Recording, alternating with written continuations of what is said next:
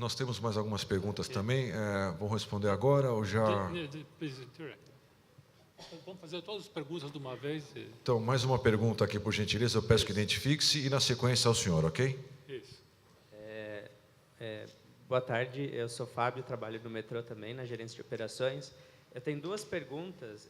Uma é sobre desapropriação e a outra sobre bilhetagem.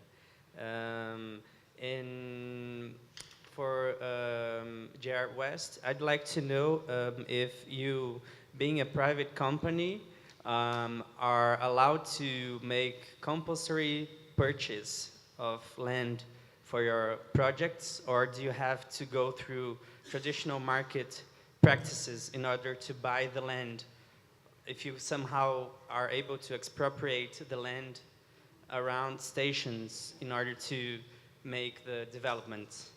And regarding ticketing, I would like to ask, we've seen in your presentation that you have mentioned the integration between power supply and so on. Is there also this kind of full integration among ticketing?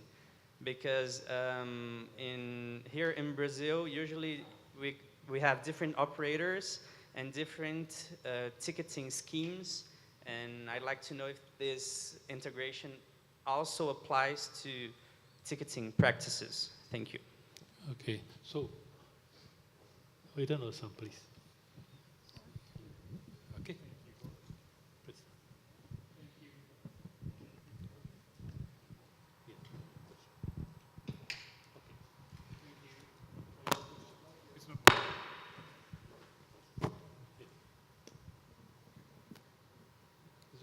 Thank you for your question. To the first question you gave me, the situation depends on the situation, because usually the city urban planning is a work of governmental sector, but when they want to use private sector's power, they must talk with private sector. So even though the government wants to build a hospital there, and they do not want to use the public money, they must speak to private sector. And if a private sector thinks that building hospital is profitable, they will say yes to the government. So that is a combination of private and public sector. Thank you. Okay. To the second question you gave me, your question is about the market of land, right? To purchase land is always difficult because the liquidity of land is so low. So we are always looking for a land that we can develop around the station. But other development companies are also looking for such land. So what I want to say is, it depends on situation. Dr. Carl. Okay, thank you very much for your question. This fighting about the capacities of BRT, I was personally confronted in a earlier project which we financed in Shanghai by a BRT specialist who said you could have avoided building the subway in Shanghai if you would have built BRT, which would have been cheaper. And that was in the early stages when KfW co-financed Shanghai Metro. And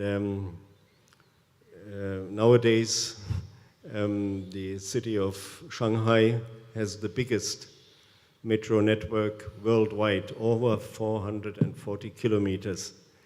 That is, I mean, somebody who comes and takes such statements like 40 or 60,000 passengers per hour in direction, he has a certain political attitude.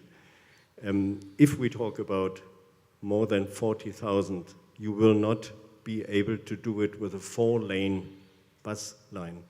And I have recently been in the city of Bogota, in the city of Lima, and if you look at these stations, either they are underground and then they are much more expensive than a subway station. If they are above ground, they are very inconvenient. You have to walk long distances along the platform to find a booth where a bus may stop. It's not to be considered convenient. I think I may say even in Brazil, there is a lobby which supports buses, but I have been traveling 2 hours with a bus driver. It's horrible trip. Yeah? And if we have, like in the city of Bogota, which is the Transmilenio, the oldest of this type of systems, the pavement is worn out.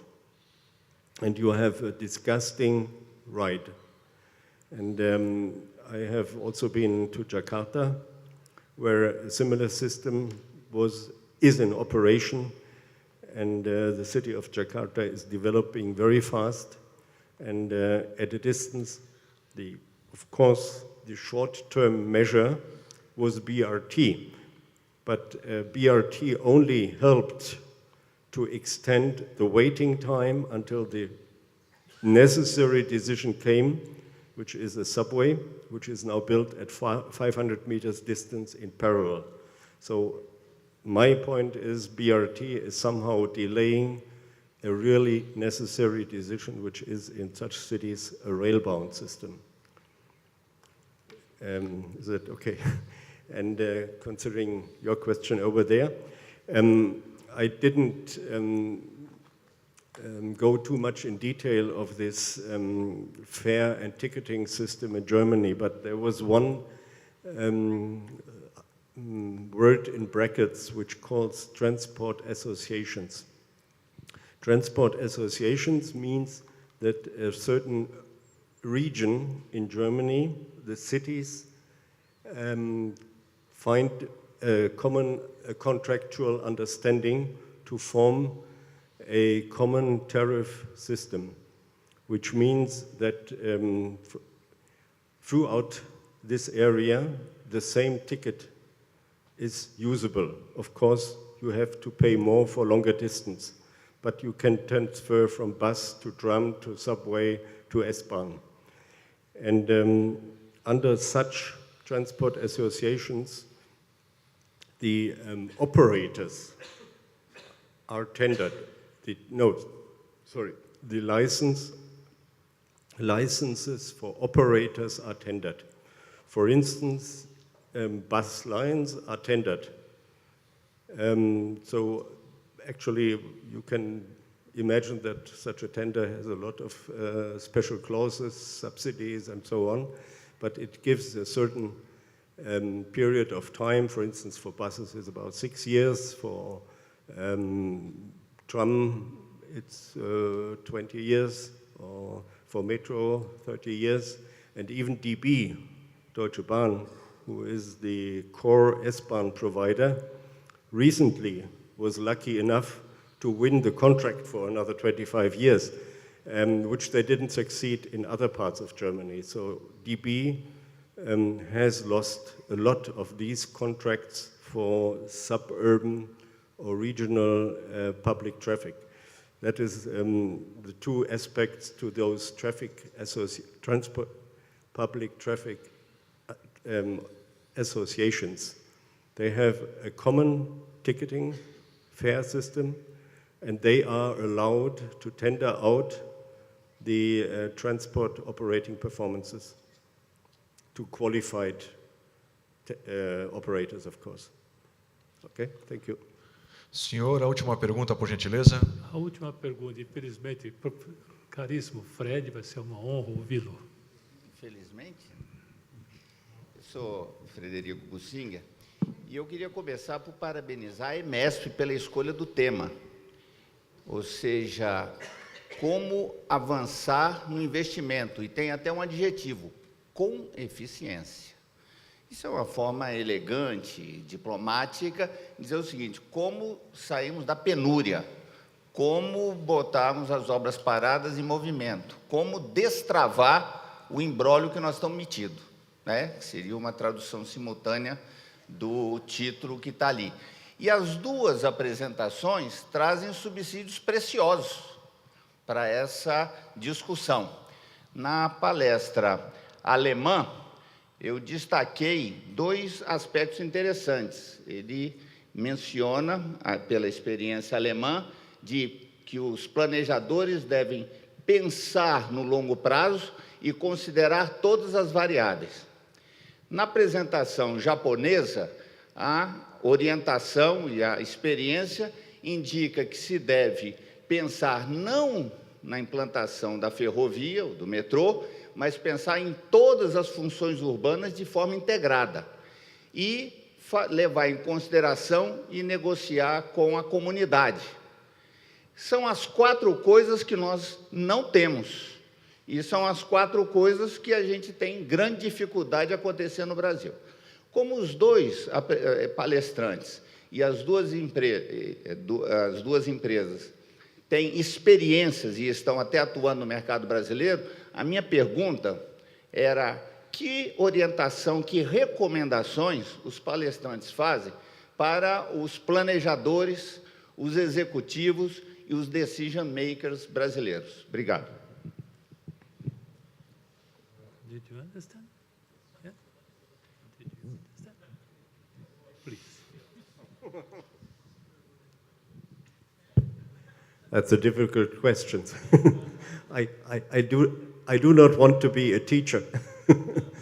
I think it is very much the political framework in Germany which has produced this type, or which has triggered this type of tariff associations, because DB was the state-owned, most blamed transport provider in all over Europe.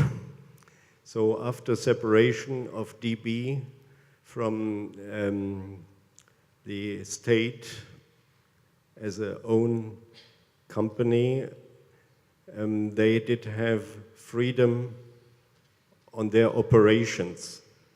On the other hand side, that was the consequence of that. The regions then realized that the railways would no more provide loss-making transport in rural areas. So the federal government channeled the money which was subsidiary to the railway in earlier times, channeled this money through the regions to the cities for them to tender the services which they want to have. So the cities were then to decide whether they want a railway which